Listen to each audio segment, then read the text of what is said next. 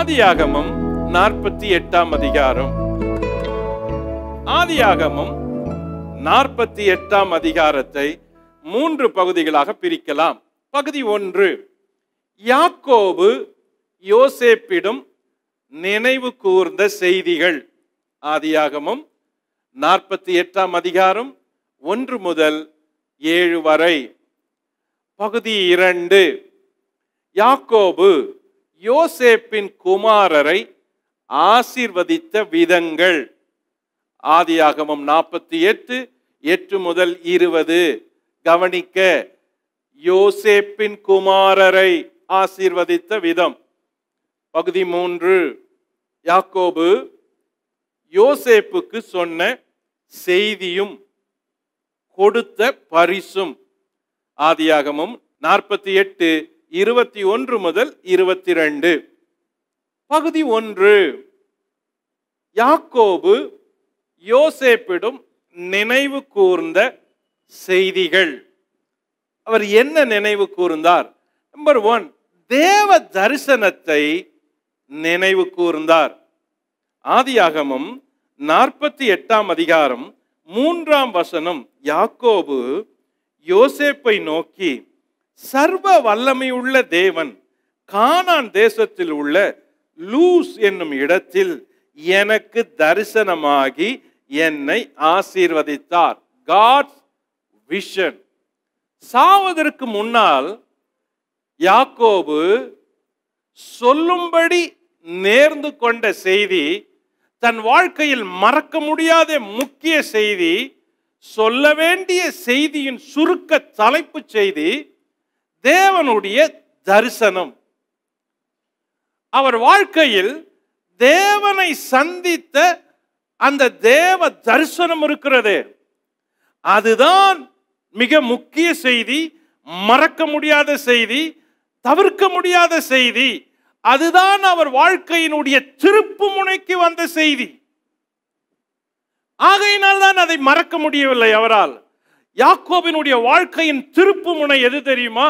அந்த பெத்தேலில், அந்த நடுராத்திரியில் அவர் தன்னந்தனியாய் படுத்திருந்த போது அவர் கண்ட அந்த சொப்பனம் இருக்கிறதே, அந்த ஏணி சொப்பனம், தேவ தூதர்கள் இறங்குகிறவர்களாகவும் ஏறுகிறவர்களாகவும் கண்ட சொப்பனம், தரிசனம் இருக்கிறதே, அந்த ஒரு தரிசனம், முதல் தரிசனம், யாக்கோபின் வாழ்க்கையில் மறக்க முடியாத திருப்பு முனையான தரிசனம், நினைவில் வைத்திருந்த ஒரு தரிசனம். வாழ்க்கையில் மறக்க முடியாத நிகழ்ச்சி தேவ தரிசனம். நம்பர் 2, யாக்கோபு எதை நினைவில் வைத்திருந்தார்? அவர் தேவன் தந்த வாக்குத்தத்தங்களை நினைவில் வைத்திருந்தார். ஆதியாகமம் 48, 4, நான் உன்னை பலுகவும் பெருகவும் பண்ணி உன்னை பல ஜன கூட்டமாக்கி உனக்கு பின்வரும் உன் சந்ததிக்கு இந்த தேசத்தை நித்திய சுதந்திரமாக கொடுப்பேன் என்று என்னோடு சொன்னார். யாக்கோபு ஞாபகத்தில் வைத்திருந்த, நினைவு கூறுகிற 2வது முக்கியமான செய்தி தேவனுடைய வாக்குத்தத்தம். முதல்ல God's vision, 2வது God's promise. தேவ வாக்குத்தத்தம் அவர் ஞாபகத்தை விட்டு போவே இல்லை.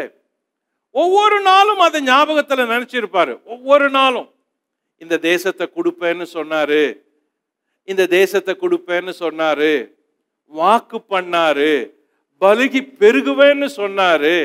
அப்போ பெருக்கத்தையும் ஒரு தேசத்தையும் நினைத்திருந்த வருஷங்களாக யாக்கோபின் வாழ்நாட்கள் கடந்து போயின. வாழ்க்கையில அவர் அதை மறக்கவே இல்லை. 3வது, அவருடைய எதிர்கால சந்ததிய நினைவு கூர்ந்தார்.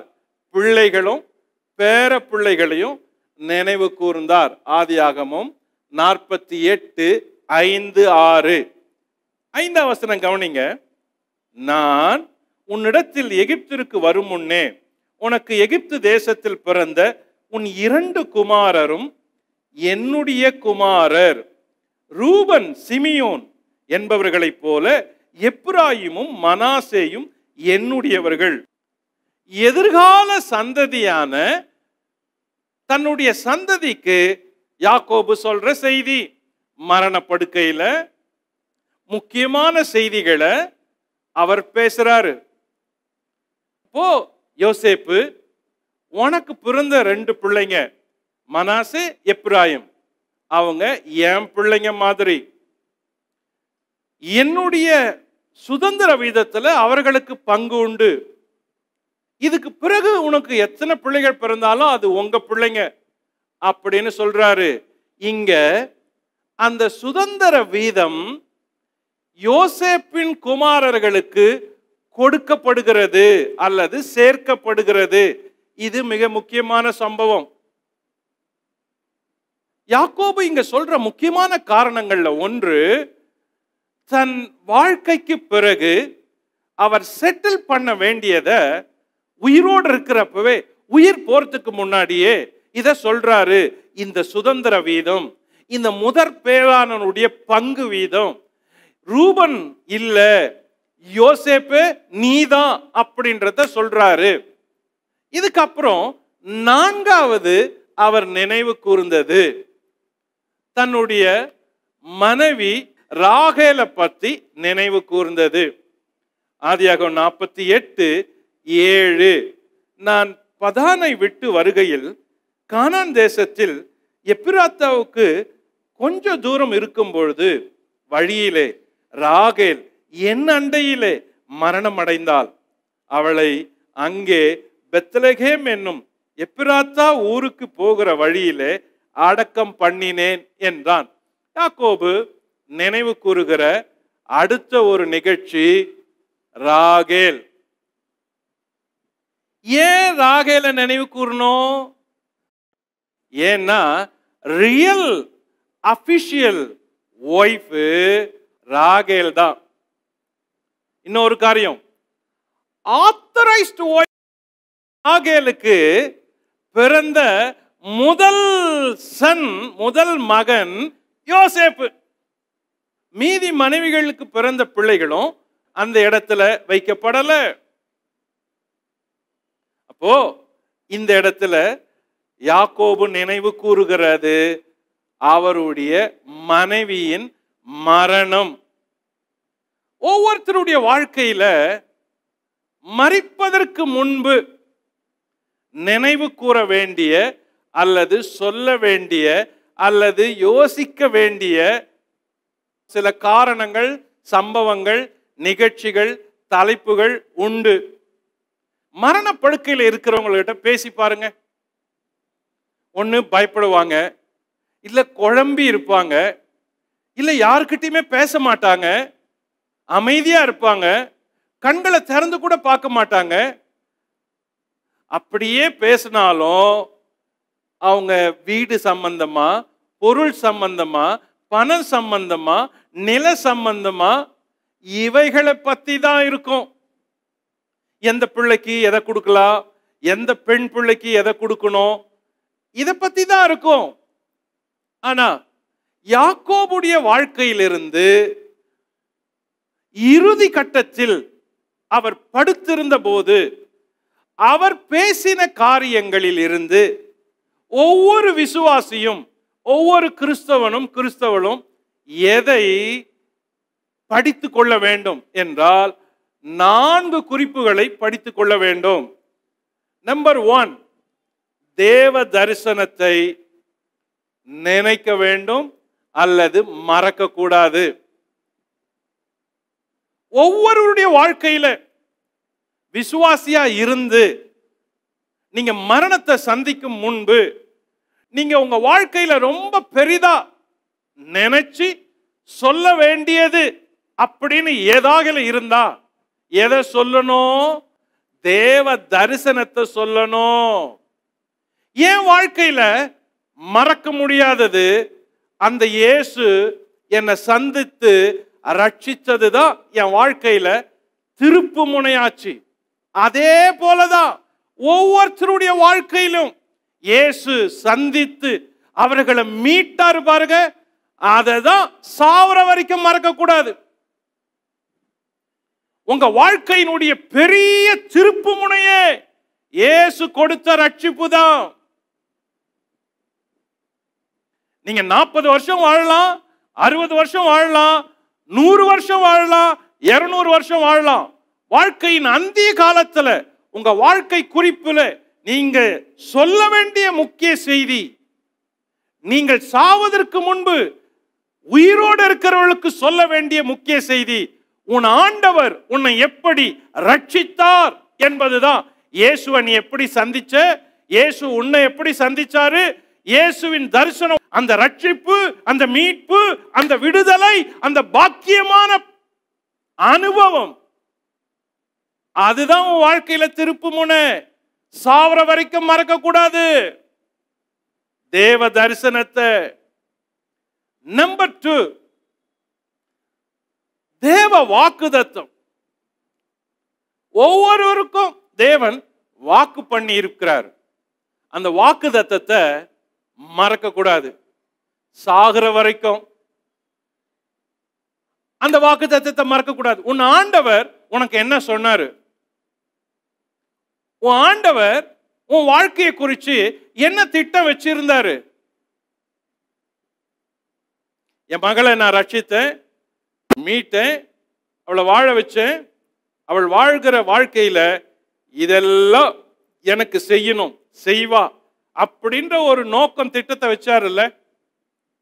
அதுதான் தேவன் உனக்கு வாக்கு பண்ண வாழ்க்கை, வாக்குதத்தம் கொடுத்து உன்னை செய்ய வச்சது. என் மகன் பூமியில இருக்கிறப்ப எனக்காக இதையெல்லாம் செய்யணும் அப்படின்னு ஒரு சித்தம் வச்சாரு பாருங்க. அதை மறக்க கூடாது. அது நீங்க ஊழியத்தில் இருக்கலாம், முழு நேர ஊழியத்தில் இருக்கலாம், பகுதி நேர ஊழியத்தில் இருக்கலாம், பார்ட் டைமா இருக்கலாம், ஃபுல் டைமா இருக்கலாம், விசுவாசியா இருக்கலாம், அவிசுவாசியா இருக்கலாம். ஆனா தேவன் உனக்கு வச்ச ஒரு வாழ்க்கையின் திட்டம் இருக்குது. அத நீ நினைக்கணும். என் வாழ்க்கையில நான் தேவன் எனக்கு வச்சத வாழ்ந்து முடிச்சேன் அப்படின்னு சொல்ல முடியுமா? உங்க வாழ்க்கை முடியறதுக்கு முன்னாடி, முடிகிற பொழுது, இந்த உலகத்துல எதுக்காக இயேசு என்னை தெரிந்து கொண்டாரோ அதை நான் செஞ்சு முடிச்சேன் அப்படின்னு சொல்ல முடியுமா? யோசித்து பாருங்க. அப்படின்னு சொல்ல முடியுமா? என் ஆண்டவர் எனக்கு என்ன திட்டம் வச்சிருந்தாரோ அந்த திட்டத்தை நான் வாழ்ந்து முடிச்சிட்டேன், கம்ப்ளீட்டா வாழ்ந்து முடிச்சேன், செஞ்சு முடிச்சேன் அப்படின்னு தெளிவா, தைரியமா, குழப்பம் இல்லாம, சந்தேகப்படாம உங்க மனசுல கை வச்சு சொல்ல முடியுமா? தோ யாக்கோபு சொல்றாரு, சொல்லும்படி கற்றுக் கொடுக்கிறாரு. வாழ்க்கையில தேவ சித்தம், உனக்குன்னு நியமிக்கப்பட்ட ஓட்டம், உனக்குன்னு நியமிக்கப்பட்ட வாழ்க்கையின் திட்டங்கள் நிறைவேற்றப்பட வேண்டும். அந்த நிறைவேற்றப்பட்டதை தைரியமா நீ சொல்லணும் அப்படின்னு. நம்பர் 3, எதை நினைக்கணும்? சாவதற்கு முன்பு, அந்திய காலத்துல ஒருவர் நினைக்க வேண்டிய 3வது, உங்கள் அடுத்த தலைமுறை.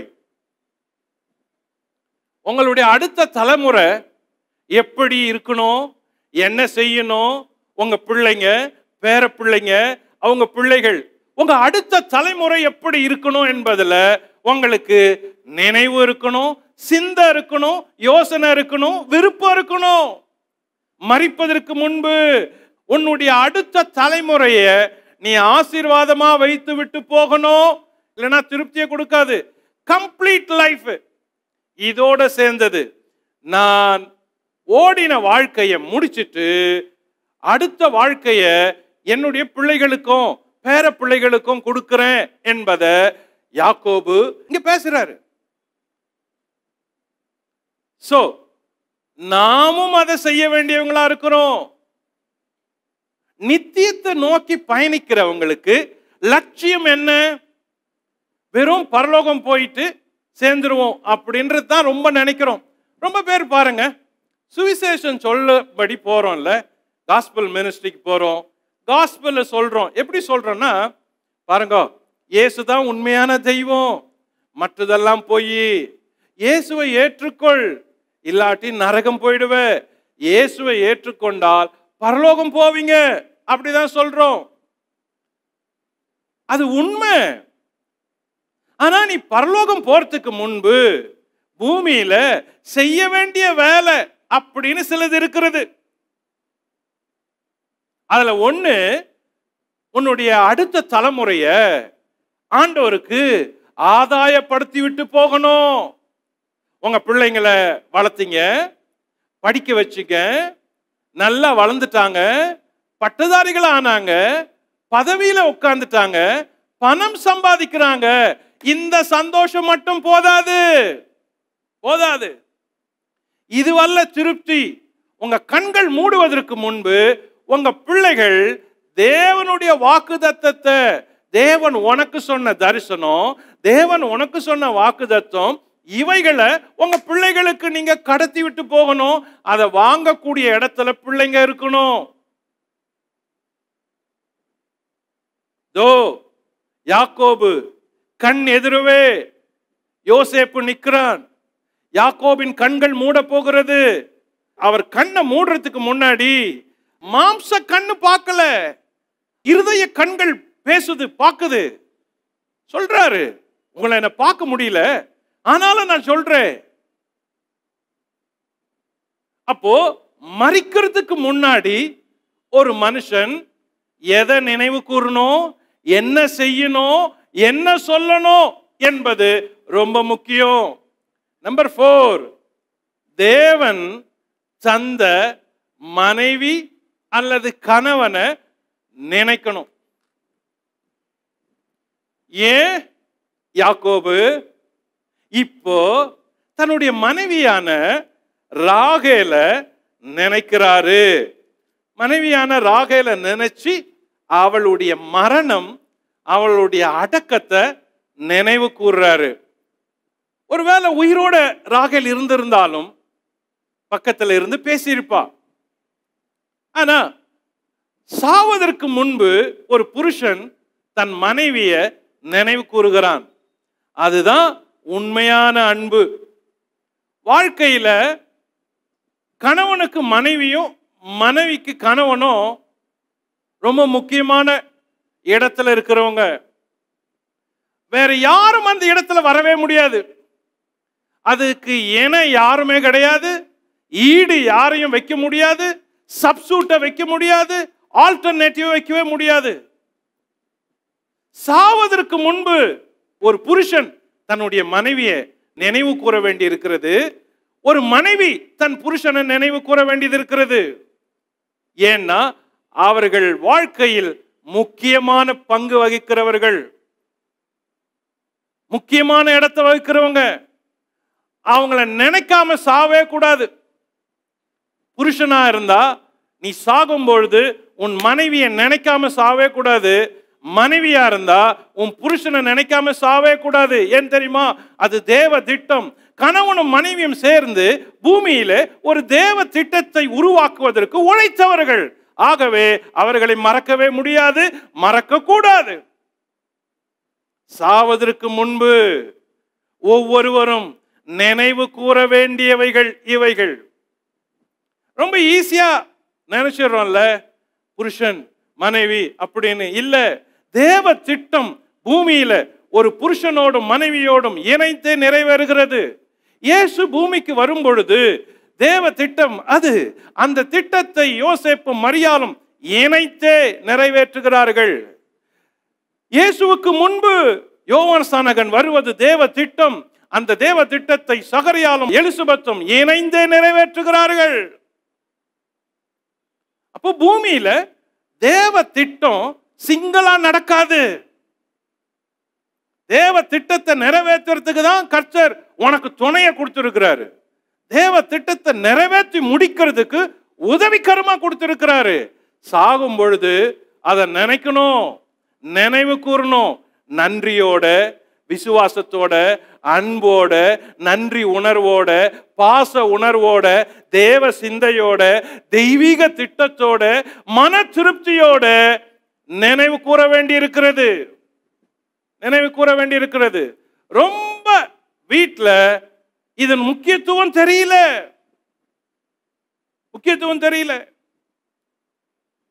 யாக்கோபு நினைவு கூர்ந்தார்.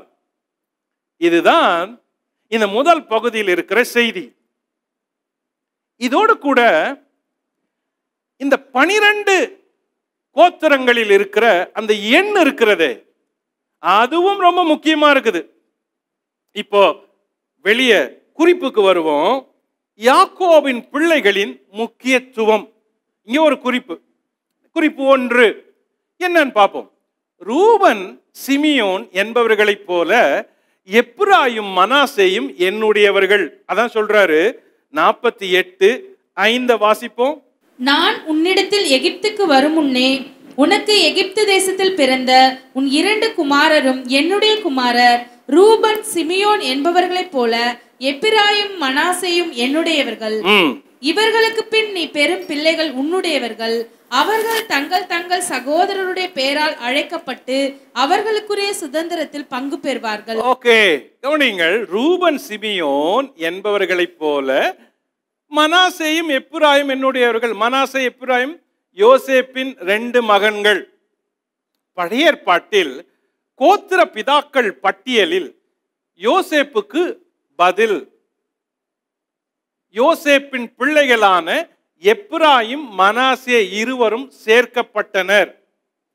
12 கோத்திர லிஸ்ட்ல எல்லார் பேரும் வருது. ஆனா யோசேப்பு அப்படின்ற ஒரு பெயர் வராது. எங்க நீங்க அந்த 12 கோத்திரங்களுடைய பட்டியலா எல்லா பேரும் வரும், யோசேப்பு பேர் வராது. அதுக்கு பதில் எப்பிராயும் மனாசே என்ப 2 பேரும் வருவாங்க. வேதத்துல முக்கியமான எண்கள் சில உண்டு. முதல்ல 2 ரொம்ப முக்கியம், அடுத்தது 7 முக்கியம், 12 ரொம்ப முக்கியம், 21 ரொம்ப முக்கியம், 40 முக்கியம், 70 முக்கியம், 120 முக்கியம். இப்படி சில எண்கள் முக்கியத்துவப்படுத்தப்படுகிறது. ஒன்று அது ஞாபகத்திற்கும், இன்னொன்று நிர்வாகத்திற்கான எண்கள், அட்மினிஸ்ட்ரேட்டிவ் நம்பர்ஸ் என்று அழைக்கப்படுகிறது. அதில் 12 ஒன்று அட்மினிஸ்ட்ரேட்டிவ் நம்பர்ஸ். பாருங்க, இந்த 12 என்பதின் முக்கியத்துவம். யாக்கோபின் குமாரர் 12 பேர். ஆதியாகமம் 35, 23, 26. நம்பர் 2, இஸ்ரவேலின் கோத்திரங்கள் 12. யாத்திராகமம் 28, 21, யாத்திராகமம் 39, 14. நம்பர் 3, இஸ்மவேலின் பிரபுக்கள் 12. யாத்திராகமம் 25, 16. மோசேயின் பலிபீட தூண்கள் 12.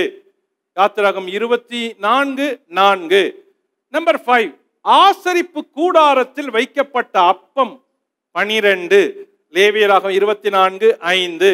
நம்பர் 6, ஏலிமில் இருந்த நீரூற்றுக்கள் 12. யாத்திராகமம் 15, 27. நம்பர் 7, கோல்கள் 12. அவைகள்ல துளுத்தது 1 ஆரோனின் கோல். என்னாகவும் 17, 2, 6.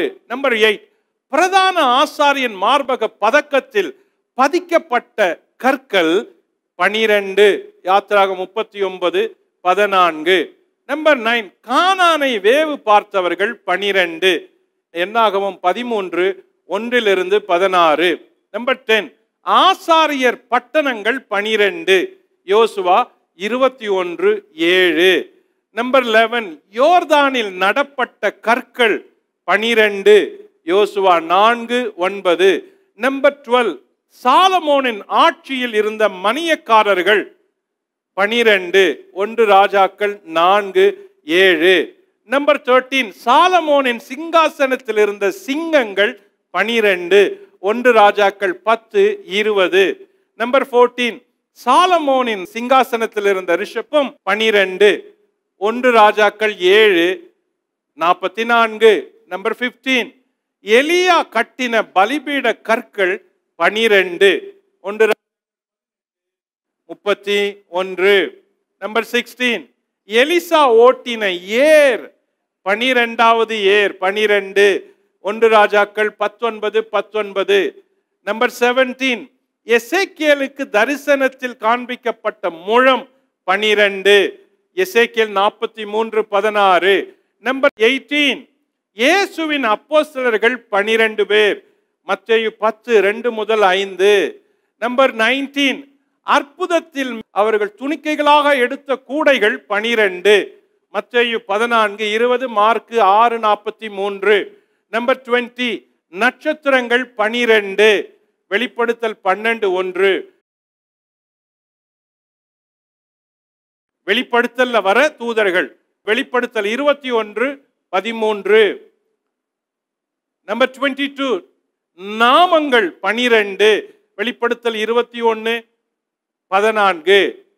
நம்பர் 23, அஸ்திபாரங்கள் 12, வெளிப்படுத்தல் 21:14.